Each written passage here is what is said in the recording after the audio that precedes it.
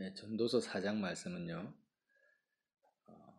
인간관계, 사람이 출생하게 되면은 부모와의 관계를 첫 번째 맺게 되잖아요. 부모 자식 간의 관계. 그리고 죽는 날까지 무수한 형제, 이웃, 친구, 사회적 여러 관계를 맺게 됩니다.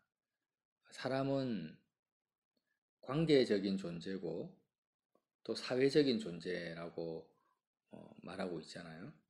그런데 솔로몬이 가만히 보는 거예요. 모든 인생이 태어나서 이웃들과 친구들과 많은 관계를 맺으며 사는데 그런 모든 인간관계, 사회관계가 전부 헛되다라는 것을 아무 소용이 없다. 해 아래에서 이루어지는 모든 인간관계의 그 열매와 결과가 다 허상이다라는 것을 증거하고 있습니다. 전도서 4장이요. 4장 전체가. 4장 1절에 보면은 해 아래에서 행하는 모든 학대를 살펴보았다. 학대라는 것은 그 압박받는 거, 스트레스 받는 걸 말하거든요. 근데 그 학대를 받는 자들의 눈물이 너무나 심하다. 왜 이런 스트레스, 압박, 학대가 존재하는가를 가만히 살펴보니까 4절에요. 내가 또 본즉 사람이 모든 수고와 모든 재주로 말미암아 이웃에게 시기를 받으니 이것도 헛되어 바람을 잡는 것이로다. 그러니까 그런 학대의 원인이 뭐냐면 사람들이 한글 개혁 성경이 약간 이제 자연스럽지가 못한 부분이 있어요. 그 연결점이 사람이 이웃에게 시기를 받았다라는 것은 이웃과 경쟁한다라는 것입니다. 사람이 태어나면은 그 우리 성경에도 야곱과 에서가 뱃속에서부터 경쟁하잖아요. 그럼 서로가 서로를 학대하는 관계 속에서 태어나는 거랑 마찬가지잖아요. 스트레스를 주는 거예요.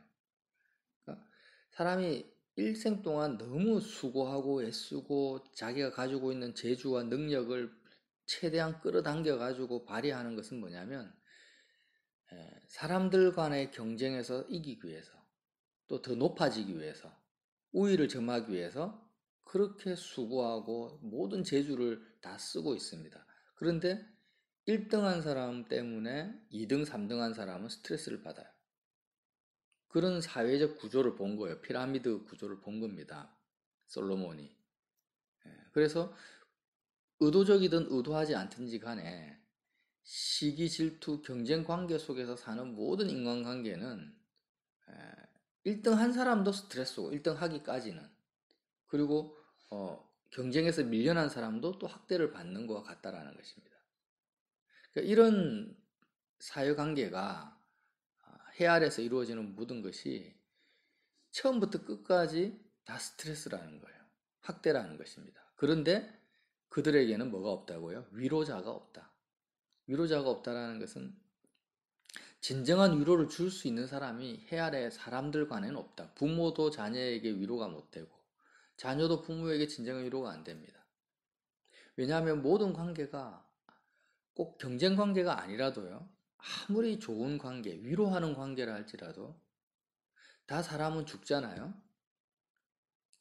부부가 만나서 서로 아무리 좋아도 결국 늙어집니다. 늙고 힘이 없어지고 건강을 잃고 한 사람은 또 먼저 떠나가게 될 것입니다. 병들 것이고. 그럴 때 누가 위로하겠습니까? 내가 사랑하는 자녀가 먼저 죽었을 때 그를 위로할 사람이 누가 있겠습니까? 사람들이 찾아와서 위로해도 위로가 안 된다라는 거예요. 그래서 결국 경쟁 관계든 좋은 관계든지 간에 모든 인간관계에서 주어지는 그 결론은 뭐냐면 솔로몬이 보기에는 전부 학대받는 것이요. 영혼의 학대고 스트레스고 고통이다. 그래서 가만히 보니까 내가 아직 살아있는 산자들보다 죽은 지 오랜 자가 더 복되다. 차라리 그런 고통 속에서 사는 것보다 죽는 것이 더 낫다라는 결론을 얻었고 차라리 아직 출생하지 아니하여서 이런 악한 일을 보지 않는 자가 더 복되다. 살아있는 사람보다 죽는 사람이 더 낫고 죽은 사람보다 아예 태어나지 않은 사람이 더 낫다. 태어나지도 않는 게 낫다. 세상 살지 않은 그냥 뱃속에서 태어나지 않고 죽은 아기가 더 낫다라는 것입니다. 우리가 이 말씀을 정말 진지하게 진리로 받아들인다면 제약된 인생을 사는 것, 제약된 세상을 사는 것이 정말 그렇구나라는 것을 알 수 있습니다. 차라리 내가 진정한 삶의 위로자를 만나지 못할 바에는 솔로몬이 보기에는 태어나지 않는 것이 나은 것입니다. 이 세상을 사는 것 자체가 고통이요, 학대라는 거죠. 자, 그러면서 좀 더 구체적으로 인간관계의 그 실체를 파헤치고 있습니다. 뭐가 더 나은가? 5절에 보면 우매자는 팔짱을 끼고 있으면서 자기 몸만 축내는도다. 두 손에 가득하고 수고하여 바람을 잡는 것보다 한 손에만 가득하고 평온함이 더 나으니라. 앞절에서는 뭐라고 합니까? 사람들이 서로에게 스트레스를 받는 이유는 경쟁 관계에 있기 때문이라고 했죠. 그런데 우매자는 경쟁도 안 하는 거예요. 아예 팔짱 끼고 있으면서 뭔가 어떤 더 나은 발전, 사회적인 발전이나 자기 개발을 하지 않고 자기 몸만 축낸다라는 것은 음식만 소모시키고 아무것도 안 하고 그냥 팔짱 끼고 있다 이거예요. 우매자는. 모든 수고와 모든 재주로 경쟁 관계에 있는 자기 개발을 하고 있는 사람들 눈에는 그렇게 자기 몸만 축내는 우매자로 보이는 것입니다. 아무것도 하지 않는 무능력자들 향해서. 그렇지만 뭐라고 합니까? 6절에 그렇게 우매자로 보이지만 두 손에 가득하고 수고하여 바람을 잡는 것보다 한 손에만 가득하고 평온함이 나으니라. 무슨 말씀이냐면 네가 그렇게 노력하고 자기 개발하고 경쟁해서 우위를 점해서 두 손에 가득하다. 많은 재물을 얻고 많은 더 나은 지위를 얻는 것보다도 얻기 위해서 그렇게 수고해봤자 그 수고가 전부 바람을 잡는 것처럼 헛될 뿐이니까 차라리 한 손에만 가득하다는 것은 조금만 내가 얻는 거예요.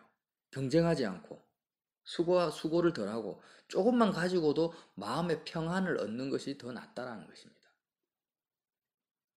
지금 학생들 같으면 전교 1등 하려고 밤낮 고생하면서 1등 해봤자 그 수고가 다 헛되니까 솔로몬 보기에는 그렇게 하는 것보다 그냥 한 10등, 15등, 20등 하면서 마음의 평안을 누리는 것이 더 낫다. 그 말씀이죠. 그래서 내가 또 해 아래서 헛된 것을 보았는데 또 어떤 측면을 또 보았냐면 어떤 사람은 아들도 없고 형제도 없고 혼자 있어요. 그러니까 경쟁할 필요도 없고 수고할 필요도 없습니다. 왜 사람들이 그렇게 스트레스를 받으면서 경쟁합니까? 다른 사람으로부터 인정과 칭찬을 받고 높임을 받기 위한 거예요. 무인도에 있다면 사람들은 수고하지 않을 것입니다. 자기 필요만 딱 생기면 더 이상은 노력하지 않을 거예요. 그런데 지금 이 세상은 어떻습니까? 무인도가 아니죠. 수많은 관계 속에 얽혀 있기 때문에 그렇게 노력한단 말이에요. 그런데 어떤 사람은 아들도 없고 형제도 없고 혼자 사는데도 그는 그의 모든 수고는 끝이 없도다. 그의 눈에는 부요를 족하게 여기지 아니하면서 이르기를 내가 누구를 위하여 이같이 수고하고 나를 위하여는 행복을 누리지 못하게 하는가 하여도 이것도 헛되어 불쌍한 노고로다. 참 이해가 안 된다. 저 사람은 혼자 사는데도 불구하고 끊임없이 돈을 벌려고 발부동을 치는 거예요. 자기가 먹고 살 것이 충분한데도 수고를 거치지 않는 것입니다. 더 이렇게 하면서. 그래서 결국에는 인생의 끝에는 자기 삶을 돌아볼 때 그가 스스로 어떻게 생각하냐면 내가 왜 도대체 이렇게 고생하며 수고하고 애썼는지 모르겠다. 이렇게 모아놓은 재산 다 쓰지도 못할 거면서 정말 나 자신을 위한 진정한 행복은 제대로 한 번도 누리지 못하고 이렇게 죽는구나. 이렇게 고백한다는 이런 인생들을 지금 보고 있는 겁니다. 솔로몬이. 자, 그러면 도대체 어떻게 사는 것이 행복한 삶인가, 지혜로운 삶인가를 9절에 기록하고 있습니다. 두 사람이 한 사람보다 나음은 그들이 수고함으로 좋은 상을 얻을 것입니다. 그러니까 한 사람, 두 사람이 경쟁 관계나 시기하는 관계 속에서 살지 말고 어떤 관계요? 서로 위로하고 연합하고 돕는 관계 속에서 사는 것이 지혜다라는 거예요. 두 사람이 한 사람보다 낫다. 그래서 내가 이 사람보다 더 우위에 서기 위해서 경쟁하면은 두 배로 노력해야 되지만 두 사람이 연합해서 일을 하게 되면 어떻습니까? 절반의 노력만으로도 일을 성취할 수가 있다는 거죠. 그래서 10절에 혹시 그들이 넘어지면 하나가 그 동물을 붙들어 일으키려니와 홀로에서 넘어지면 붙들어 일으킬 자가 없는 자에게는 화가 있으리라. 또 두 사람이 함께 누우면 따뜻하거니와 한 사람이면 어찌 따뜻하랴. 한 사람이면 패하겠거니와 두 사람이면 맞설 수 있나니 세 겹줄은 쉽게 끊어지지 아니하느니라. 우리가 잘 아는 말씀이죠. 우리가 기도의 삼겹줄을 연결하자. 우리가 서로 연합하자. 서로 사랑하자. 그 내용이죠. 자, 그러면서 그런 대표적인 지혜로운 삶을 이제 13절부터 이야기를 하는 거예요. 한 가난하고 지혜로운 젊은이가 있습니다. 근데 이 가난하고 지혜로운 젊은이가 늙고 둔하여 경고를 더 받을 줄 모르는 왕보다 낫다고 합니다. 왕은 모든 경쟁 관계의 최고의 정점 우위에 있는 사람이에요. 그런데 그 사람은 교만하기 때문에 늙고 둔하여서 사람들의 조언을 받지 않는 거예요. 왕이시여, 이것은 좀 잘못하고 있는데 좀 이걸 바꿔야 되겠습니다. 이 부분들은 정책이 잘못됐습니다. 라고 해도 아니야, 내 주장, 내 생각대로 밀어붙이는 왕입니다. 그런 왕의 삶보다는 차라리 가난한 젊은이가 다른 사람의 조언을 받아들이고 다른 사람과 연합할 수 있는 두 사람이 돼서 한 사람이 아니라 두 사람을 이룰 수 있는 그런 지혜로운 젊은이의 삶이 훨씬 더 낫다라는 거예요. 14절에 그는 자기의 나라에서 가난하게 태어났을지라도 감옥에서 나와 왕이 되었습니다. 내가 본 적 해 아래서 다니는 인생들이 왕의 다음 자리에 있다가 왕을 대신하여 일어난 젊은이들과 함께 있고 그의 치리를 받는 모든 백성이 무수하였을지라도 후에 오는 자들은 그를 기뻐하지 아니하리니 이는 헛되어 바람을 잡는 것이로다. 자, 솔로몬이 보기에 최고의 인간관계 삶은 뭐라고 합니까? 삼겹줄이라고 했죠. 두 사람이 한 사람보다 낫다. 연합해서 함께 연합하는 것입니다. 그래서 가난한 지혜로운 젊은이가 왕에게 학대를 받아서 감옥에 갇히게 되었어요. 그런데 왕의 다음 자리에 앉아있는 대신들이 이 어리석은 왕보다는 감옥에 있는 지혜로운 젊은이와 연합해야 되겠다 하고 그 젊은이와 함께하고 그를 왕으로 세운 겁니다. 그리고 나서 모든 백성들이 다 가난한 지혜로운 젊은이를 왕으로 추종하고 그를 따라가고 이 나라가 어떻게 되겠습니까? 부강하고 발전하고 평안이 찾아온 것이에요. 그래서 많은 사람들이 그 가난한 젊은이들을 왕으로 세워놓고 그를 기뻐합니다. 그런데 솔로몬이 뭐라고 합니까? 이것도 헛되어 바람을 잡는 것이다. 왜? 그 모든 것은 다 지나가 버릴 것이니까. 후에 오는 자들은 그를 기뻐하지 아니하였다라는 것은 그 젊은이가 왕이 되어서 많은 백성의 지지를 받아도 그 다음 왕은 어떨까요? 앞에 있는 왕을 깎아내린다라는 거예요. 그가 잘했다라고 하면 자기의 존재감이 없으니까 항상 우리는 그런 정권들을 보잖아요. 앞에 대통령이 아무리 잘해도 그 대통령을 비방하고 감옥에 가둬버립니다. 왜? 그렇게 해야만이 내 입지를 견고히 하기 때문에. 이 인간적인 관계에서 맺은 모든 삼겹줄 관계는, 연합하는 관계는 결국에는 다 없어지고 깨어질 거기 때문에 이것도 헛되어 바람을 잡는 것이다. 자, 정리를 하겠습니다. 전도서 4장은 솔로몬이 보기에 이 해 아래에서 이루어지는 모든 인간관계는 다 대부분이 스트레스고 압박이다. 피라미드 관계고 이 피라미드 구조는 죄악된 삶, 하나님이 원하시는 사회적 구조가 아닙니다. 인간이 에덴 동산에서 타락한 그 결과로 노아 시대에 물로 침판받는 그런 사회적 구조입니다. 경쟁하고 내가 더 많이 노력하고 내가 가진 인간적 재주로 다른 사람의 경쟁 우위에 서는 것을 말합니다.